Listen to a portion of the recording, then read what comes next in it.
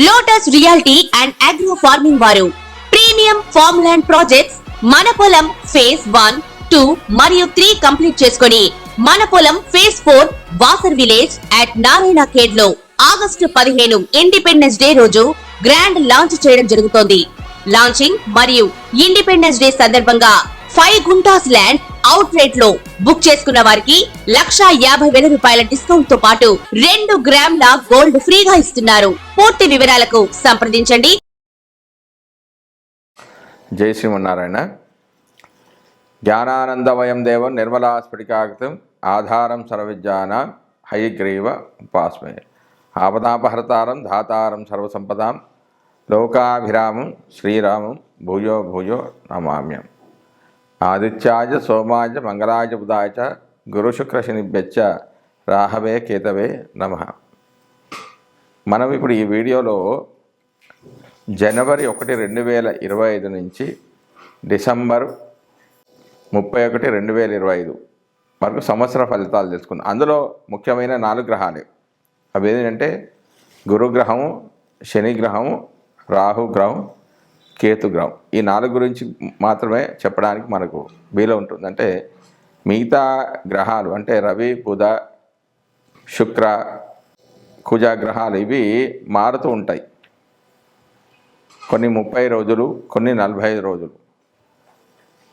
ముఖ్యంగా శని ఒక రాశిలో 2.5 సంవత్సరాలు ఉంటాడు. గురువు సంవత్సరం, రాహు కేతువులు సంవత్సరంన్నర ఎప్పుడు కూడా అవి వక్రగతిలో సంచరిస్తూ ఉంటాయి. మానవ జీవితంలో ఈ 4 గ్రహాలు అంటే గురువు, శని, రాహు, కేతువులు ప్రధాన పాత్ర వహిస్తాయి. ముందుగా మనం సంవత్సర గోచార ఫలితాలంటే ఏమిటి అనేది ప్రతి సంవత్సరము ఉగాది సందర్భంలో చేసే పంచాంగ శ్రవణంలో భాగంగా సంవత్సర గోచారాన్ని తెలియజేస్తారు. సాధారణంగా కూడా జరుగుతున్న సంవత్సరంలో తమకు సంబంధించిన శుభాశుభాలను తెలుసుకోవడం కూడా సంవత్సర గోచార ఫలితమే. ఈ విధానంలో ముఖ్యంగా ఆ సంవత్సరం శని, గురువు, రాహు, కేతువుల సంచారం ప్రధానంగా గమనిస్తారు. శని సంచరించే రాశి తమకు అనుకూలమా ప్రతికూలమా అని చూసుకోవడం అనేది ఉంటుంది. ఈ క్రమంలో తమ జన్మరాశికి శని 12, 1, 2 రాశిలో సంచరిస్తుంటే దాన్ని ఏల్నాటి శని అని, 4వ స్థాన సంచారం అర్ధాష్టమ శని అని, 8వ రాశిలో సంచారాన్ని అర్ధాష్టమ శని అనే పేరుతో తెలుపుతారు. ఈ కాలాల్లో అంటే 12లో ఉంటే విశ్రాంతి లేకపోవడం, 1లో ఉంటే శరీరమైన ఇబ్బందులు, 2లో ఉంటే ఆర్థిక ఇబ్బందులు, కుటుంబ కలహాలు, 4వ స్థానంలో ఉంటే సౌఖ్యం లేకపోవడం, 8వ స్థానంలో ఉంటే ఆకస్మిక నష్టాలు, అనారోగ్యాలు తెలియజేయబడతాయి. శని యొక్క దృష్టిని కూడా పరిశీలించడం సాంప్రదాయం. శని తానున్న రాశి నుంచి 3, 7, 10 స్థానాలు చూస్తూ ఉంటాడు.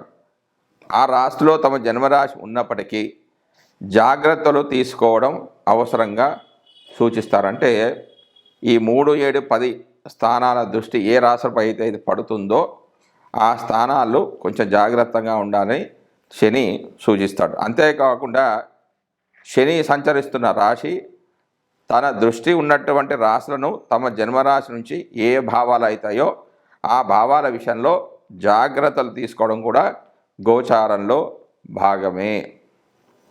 శని ఒక్కొక్క రాశిలోనూ 2.5 సంవత్సరాల సంచారం వల్ల ఈ గ్రహ ఫలితాలను అధికంగా గమనించడం సాంప్రదాయంలో ఉంది. సంవత్సర గోచార ఫలితాల అధ్యయనంలో శని ఫలితం చాలా కీలకమైనదని చెప్పవచ్చు.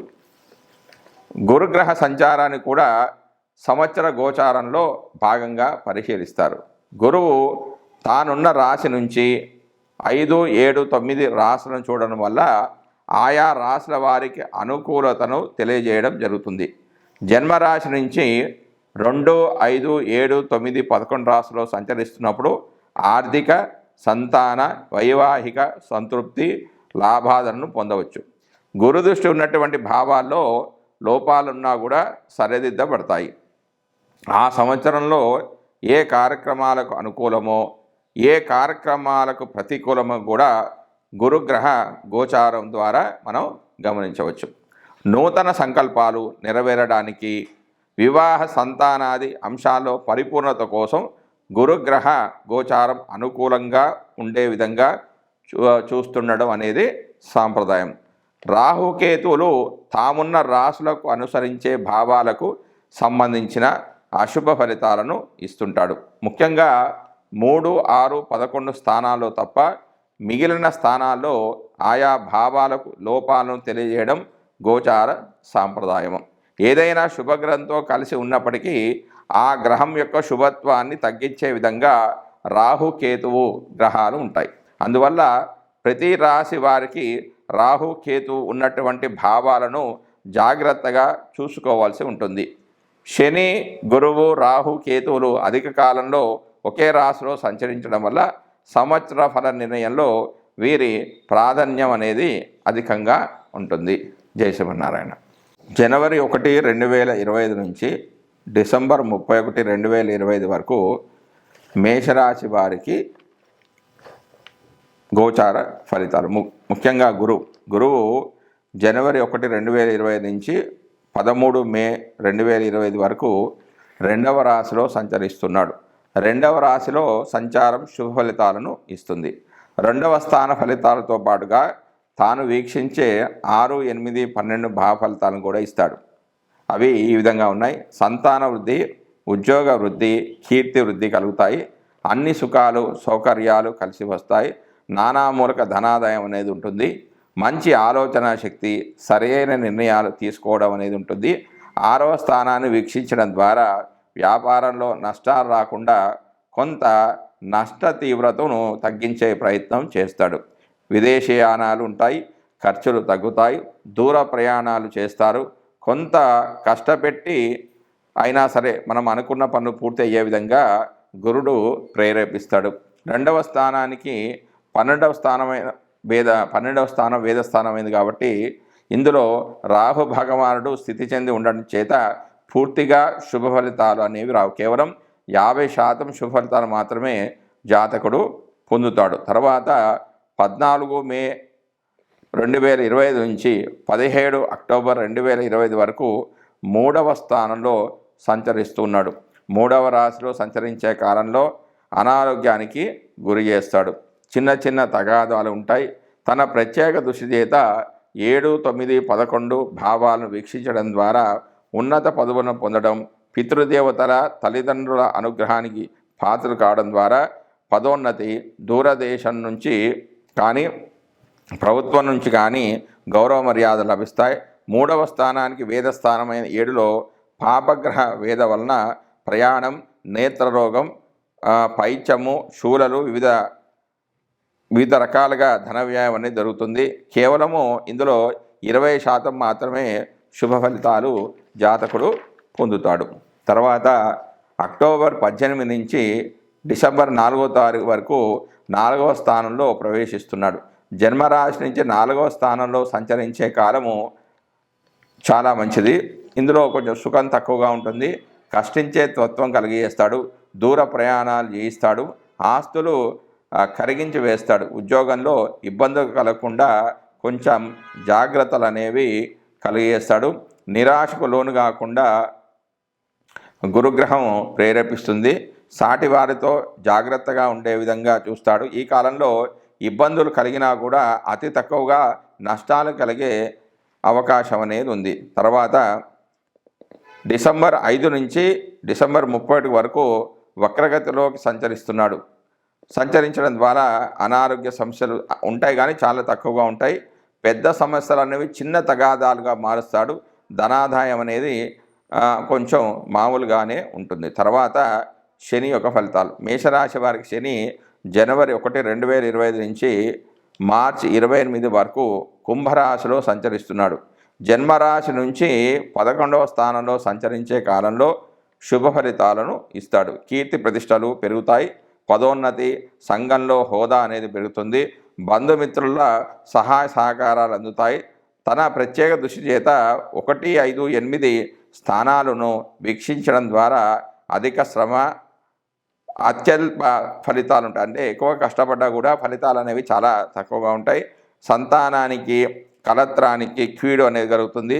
విద్యాబుద్ధులు లోపించడం, ఏ విషయాల్లో కూడా సరైన అవగాహన లేకపోవడం, కుటుంబంలో కలతలు ఏర్పడడం, ధన నష్టం కావడం, ఉద్యోగ భంగము, పదవీ త్యాగము వంటివి ఏర్పడతాయి. అయితే ఇందులో కేవలం 50% మాత్రమే చెడు ఫలితాలు అనేవి కలుగుతాయి. కారణం ఏంటంటే బుధుడు శుక్రుడు 5వ స్థానానికి వేదస్థానమైన 11లో శుక్రుడి యొక్క వేద వల్ల, బుధుడి వేద వల్ల పాప ఫలితాలు అనేవి తగ్గిపోయి శుభ ఫలితాలు అనేవి ఎక్కువగా ఉంటాయి. తర్వాత మార్చి 23, 2025 నుంచి డిసెంబర్ 31, 2025 వరకు మేషరాశి వారికి 12లో శని సంచరిస్తూ ఉన్నాడు. జన్మరాశి నుంచి 12వ రాశిలో శని సంచరించే కాలంలో లేనిపోని చింతలకు, దుఃఖానికి దారి అనేది ఏర్పడుతుంది. పదవీచ్యుతి అంటే పదవి నుంచి దిగిపోవడం అనేది ఏర్పడుతుంది. అధికారుల ఒత్తిడి అనేది ఎక్కువగా పెరుగుతుంది. వృధాగా ఖర్చు చేస్తారు. ఆదాయం అనేది తక్కువగా ఉంటుంది. ఆరోగ్యం కూడా కొంచెం క్షీణించే అవకాశం ఉంది. తన ప్రత్యేక దృష్టి చేత 2, 6, 9 భావాలను వీక్షించడం ద్వారా వీరికి ద్వితీయంలో ఉండడం వల్ల ద్వితీయ వివాహం జరగవచ్చు, కోర్టుకు వెళ్ళవచ్చు, మరణానికి సాటి అయిన కష్టం అనేది కూడా రావచ్చు. తండ్రికి అనారోగ్య సమస్యలు రావచ్చు. అంటే 9వ స్థానాన్ని వీక్షించడం ద్వారా తండ్రికి అనారోగ్య సమస్యలు రావచ్చు. దైవభక్తి, దైవ చింతన అనేది చాలా తక్కువగా ఉంటాయి. కొన్ని సందర్భాల్లో వాహన మూలకంగా లాభం అనేది కూడా ఉంటుంది. ఇక 6వ స్థానాన్ని కూడా వీక్షించడం వల్ల సుఖభోజనము, సుఖమయ జీవనం ఉండవచ్చు. మీనమామకు మాత్రం చాలా జాగ్రత్తగా ఉండాలి. ఈ స్థానంలో కేవలం 50% శుభ ఫలితాలు మాత్రమే ఉంటాయి. మిగతా 50% చెడు ఫలితాలు కలిగే అవకాశం అనేది ఉంది. తర్వాత మేషరాశి వారికి రాహు యొక్క ఫలితాలు. జనవరి 1, 2025 నుంచి మే 17, 2025 వరకు రాహువు మేషరాశి వారికి 12వ రాశిలో సంచారం చేస్తున్నాడు. 12వ స్థానంలో అశుభ ఫలితాలను ఇస్తాడు. దారిద్రము, ధననాశనము, నేత్ర బాధలు, శత్రు భయము, అన్ని కార్యక్రమాలు చెడిపోవడం, రావాల్సినవి రాకపోవడం, అనవసర ప్రయాణాలన్నీ ఉంటాయి. అయితే 12వ స్థానానికి వేదస్థానం ఏంటంటే 3వ స్థానం. 3వ స్థానంలో కుజుడి వేద వల్ల కోపము, ప్రయాణము, నేత్ర రోగము, వివిధ రకాల ధన వ్యయం వంటివి జరుగుతాయి. రాహువు 7వ దృష్టి చేత 6వ స్థానాన్ని వీక్షించడం ద్వారా కొన్ని శుభ కార్యక్రమాలు జరిగే అవకాశం కూడా ఉంది. తెలివిగా వ్యవహారాలు చక్కబెడతారు. శత్రువర్గం నుంచి భూలాభం వంటివి కూడా కలిగే అవకాశం ఉంది. తర్వాత మే 18, 2025 నుంచి 31 డిసెంబర్ 2025 వరకు 11వ స్థానంలో సంచరిస్తున్నాడు. ఇది మిక్కిలి శుభమైన స్థానము. పశులాభము, నూతన వస్తు ప్రాప్తి, ఆహార సౌఖ్యము, పరిమళ ద్రవ్యాలు వంటి అనుకూల ఫలితాలు జరుగుతాయి. తన 7వ దృష్టి చేత 5వ భావాన్ని వీక్షించడం చేత కొంత సంతాన సౌఖ్యలోపము, మనశ్శాంతికి భంగం కలగడం లాంటివి కూడా జరిగే అవకాశాలు అనేవి ఉన్నాయి. తర్వాత మేషరాశి వారికి కేతువు ఇచ్చే ఫలితాలు. కేతువు జనవరి 1, 2025 నుంచి మే 17, 2025 వరకు 6వ రాశిలో సంచరిస్తున్నాడు. 6వ రాశిలో మిక్కిలి అనుకూల ఫలితాలు అనేవి ఇస్తాడు. విక్రమము, సాహస కార్య నిర్వహణ, శత్రుక్షయము, తెలివిగా వ్యవహారాలను చక్కబెట్టుకోవడం, ఎల్లప్పుడూ సుఖంగా ఉండడం వంటివి జరిగే అవకాశాలున్నాయి. కొంత నేత్ర బాధలు, ధననాశం వంటి చెడు ఫలితాలు కూడా జరిగే అవకాశం ఉంది. తర్వాత మే 18, 2025 నుంచి డిసెంబర్ 31, 2025 వరకు 5వ స్థానంలో సంచరిస్తూ ఉన్నాడు. ఈ స్థానంలో చెడు ఫలితాలు అనేవి ఎక్కువగా వస్తాయి. సంతానానికి లోపము, సంతానం మూలకంగా కొన్ని ఇబ్బందులు పడతారు. మనశ్శాంతికి భంగం కలగడం, పుత్రులతో విరోధం ఏర్పడడం. అయితే 5వ స్థానానికి వేదస్థానమైన 11లో రాహు సంచారం వల్ల మరీ అంతగా ఎక్కువగా చెడు ఫలితాలు జరిగే అవకాశాలు అనేవి చాలా తక్కువగా ఉంటాయి. జై శ్రీమన్నారాయణ.